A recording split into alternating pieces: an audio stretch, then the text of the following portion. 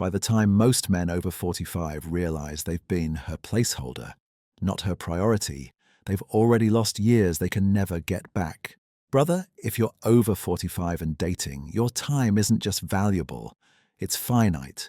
You don't have a decade to waste on someone who's keeping you around for comfort while she waits for something better. Yet right now, thousands of men your age are ignoring signs so obvious that younger men would walk away in weeks. The difference? You've been conditioned to be patient, to be understanding, to give her the benefit of the doubt. And that's exactly what's costing you. Today, we're ending that. These 6 signs don't lie. Brother, let me tell you something nobody else will say out loud. After 45, every year you waste is a year you don't get back. Not in theory, in reality. When you were 25, you could spend 2 years with the wrong woman and still have time to rebuild. At 45, 2 years isn't just time. It's opportunity cost. It's watching your friends settle into secure relationships while you're still auditioning for a woman who hasn't decided if you're good enough. Here's what makes men over 45 uniquely vulnerable. You've been through something. Divorce, long relationships that didn't work, years of being alone. That history creates a quiet desperation most men won't admit. You tell yourself you're being patient, mature, giving her space to process.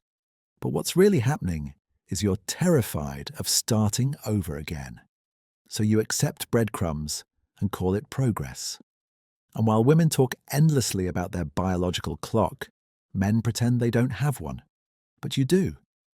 Not for children necessarily, though that window closes too. Your clock is about energy, health, vitality, the years you have left to actually enjoy a partnership, instead of just surviving one. Right now, you might have 20, maybe 30 good years ahead. Do you really want to spend 5 of them waiting for someone to choose you? Because that's what's happening. She's keeping you around while she decides. And every month you wait, thinking patience is a virtue, you're bleeding time you cannot recover. The question isn't whether she'll eventually commit. The question is whether you can afford to find out. Listen carefully to how she talks about the future. A woman who sees you in her life says things like, "We should plan a trip to Colorado next spring," or, "When we move in together, I want a place with a yard." Notice the specifics. Notice the certainty. Notice the word "we." Now compare that to what you're probably hearing. Maybe someday we'll travel more. I'm not sure what I want long term. Let's just see where this goes. That's not caution, brother. That's exit strategy. Women who are invested speak in concrete terms because they're mentally building a life with you. Women who are uncertain keep everything theoretical because commitment lives in the details. When she talks about next year and you're not in the picture, when she makes major decisions without considering how they affect you, when every conversation about the future gets redirected to, "Let's focus on now," you're not her future. You're her present convenience. I worked with a man, 48, been dating a woman for 18 months. He told me she'd started looking at houses, alone. Never once asked his opinion. Never mentioned him moving in, never considered his commute. When he brought it up, she said, "I didn't want to assume." 18 months, and she didn't want to assume. Another guy, similar age, 6 months in, his girlfriend was already talking about how their furniture would fit together, which holidays they'd host, what her kids would call him. 6 months versus 18 months. The difference wasn't time, it was intent. If she's not building you into her plans, she's planning to keep her options open. And brother, you don't have time to be someone's option. Here's the test that never lies. How integrated are you into her actual life? Have you met her friends, her family, her co-workers? Do the people who matter to her know you exist, or are you a secret she keeps in a separate compartment? When a woman is serious about you, she weaves you into her world naturally. She wants her best friend to meet you. She mentions you to her sister. She brings you to gatherings without overthinking it. But when she's keeping you at arm's length from her real life, there's always a reason. And it's never good. She'll give you excuses. My family's complicated. My friends are judgmental. I like keeping my relationship private. But here's what that really means. She's not sure about you yet, and she doesn't want to explain you to people who will still be around after you're gone. At 25, keeping things casual for 6 months while you figure it out makes sense. At 45, 6 months is long enough to know if someone belongs in your life. I knew a guy, 52, dating a woman for over a year. Never met a single person in her life. Not one friend, not one family member. When he finally pressed her, she said, "When it's more serious, I will." A year wasn't serious. What would be? 2 years? 3? Meanwhile, he'd introduced her to everyone. His kids, his brothers, his close friends. The integration was completely one-sided. If she's hiding you, she's hedging. She's keeping her social circle clean in case she needs to explain a new man later. And brother, you're too old to be someone's maybe. Either you're part of her life, or you're just passing through it. At 6 months, a woman knows. She might not have everything figured out, but she knows if she wants to keep building with you, or if she's stalling for something better. If you're past 6 months and she's still giving you lines like, "I need more time," or "I'm not ready to label this," or "I'm working on myself," you're not in a relationship. You're in a holding pattern. There's a difference between genuine confusion and strategic ambiguity. Genuine confusion resolves. A woman who's truly uncertain will do the work. She'll go to therapy, have hard conversations, make decisions within a reasonable time frame. Strategic ambiguity never resolves because it's not meant to. It's designed to keep you available while she explores other options, heals from her ex, or waits to see if someone better comes along. Here's the brutal part, brother. The longer you tolerate ambiguity, the less she respects you. Because a man with options doesn't wait indefinitely for a woman to decide if he's worth choosing. Only a man who's afraid of losing her accepts permanent uncertainty. And women can sense that fear. I watched a man waste 3 years on a woman who was always almost ready. Every few months, she'd give him just enough hope to keep him hooked. A good weekend together, a vulnerable conversation, a hint that things were moving forward. Then back to ambiguity.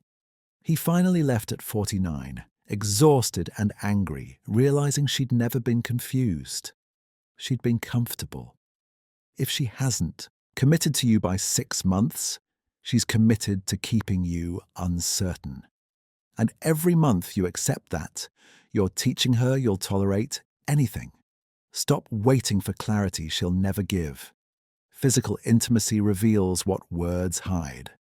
When a woman is emotionally invested, intimacy flows naturally. It's not transactional. It's not weaponized. It's not something she uses to control your behavior or reward compliance. But when intimacy becomes a tool, a bargaining chip, something she rations based on how useful you've been, you're not in a relationship. You're in a negotiation you'll never win. Pay attention to the pattern. Does affection disappear when you don't do what she wants? Does she go cold after you express a need or set a boundary? Does intimacy only happen when she needs something, emotional support, financial help, a favor? That's not desire, that's strategy. And the difference between the two is the difference between being wanted and being used.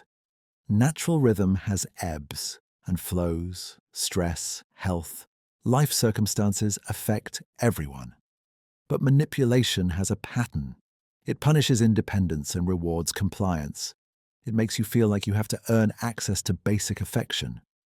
It conditions you to associate intimacy with submission. Here's why this matters more after 45. You don't have decades left to spend in a relationship where physical connection is used as leverage.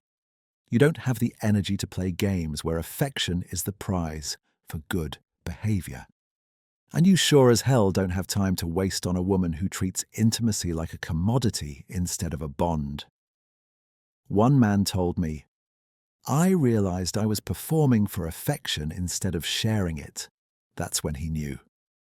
If you're constantly working to deserve what should be freely given, you're not her partner. You're her employee. And brother, you're working for free. If she regularly brings up her ex in comparisons, favorable or unfavorable, you're still being measured against him. My ex used to. You're not like my ex who. At least you don't do what he did. Every single one of those statements means the same thing. You're not a person to her yet. You're a candidate being evaluated against the previous model. Secure women don't do this. They've processed their past relationships and moved forward. They see you as you are, not as a collection of traits to compare against someone else. When a woman is truly over her ex and ready for something new, she doesn't need to reference him constantly because he's irrelevant to what she's building with you. But when she can't stop comparing, measuring, evaluating whether you're better or worse in specific categories, you're in an audition that never ends. And here's the trap, brother. You can't win. Because the standard isn't real. It's a moving target designed to keep you proving yourself indefinitely. I talked to a guy, 47, who said his girlfriend had a running scorecard in her head. He was more financially stable than her, ex, less spontaneous, better communicator, less exciting. She'd literally tell him these things as if she was being helpful. I appreciate that you're more reliable, but sometimes I miss the adventure. Translation: You're safe, but I'm not sure you're enough. Women who see you as a whole person don't reduce you to a comparison chart.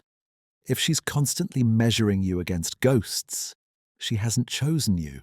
She's settling while keeping one foot out the door. And at your age, you don't audition. You either get chosen fully or you walk. Here's the simplest test of all. When does the relationship bend? Does it flex both ways or only in her direction? Notice who's always adjusting schedules, who's always driving across town, who's always rearranging plans when something comes up. If it's always you, you're not in a partnership. You're in a service contract. Real relationships require mutual flexibility. She accommodates you sometimes. You accommodate her sometimes. The effort balances out over time. But when you're the only one compromising, when your needs consistently come second to her convenience, when she expects you to understand but never extends the same grace, something fundamental is broken.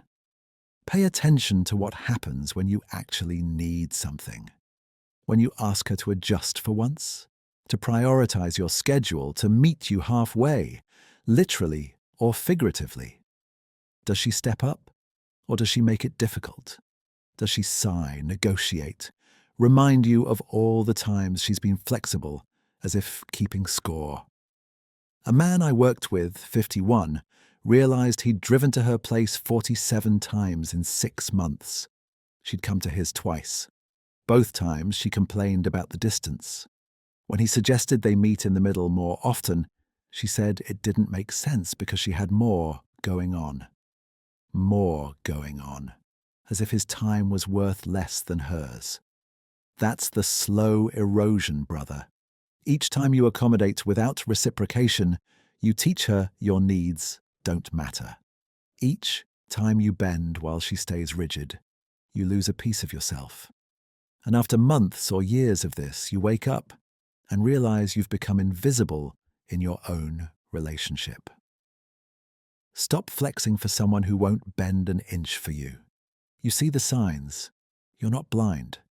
So why do you stay? Because after 45, especially after divorce or years alone, you've internalized a lie that's killing you. The lie that says options are scarce, that good women are taken, that starting over at your age means settling for loneliness. So you tolerate disrespect you'd never accept at 30 because you're terrified the alternative is worse. That fear has a name: scarcity mindset, and it makes you hold on to mediocrity like it's a treasure. You tell yourself, at least I have someone. At least I'm not alone. At least she's better than nothing. But brother, she's not better than nothing. She's worse, because nothing doesn't drain you. Nothing doesn't cost you self-respect. Nothing doesn't waste the limited time you have left. Then there's the sunk cost fallacy. You've already invested a year, maybe two, maybe more. You've met her kids, integrated into her life, spent money, made sacrifices. Walking away feels like admitting all of that was wasted. So you stay, pouring more time into a failing investment, believing if you just give it a little longer, it'll pay off. But sunk costs aren't investments. They're losses. And staying doesn't recover them. It multiplies them. Here's what ignoring these signs actually costs you. Not just time, though. That's significant. It costs you the energy to start fresh. It costs you the confidence to believe you deserve better. It costs you the opportunity to find a woman who actually chooses you. Every year you spend waiting for her to change is a year you could spend building something real with someone who's ready. The question isn't whether you can afford to leave. It's whether you can afford to stay. Let's cut through the noise and name what you're actually afraid of. You're not afraid she's wasting your time. You already know she is. What terrifies you is being alone.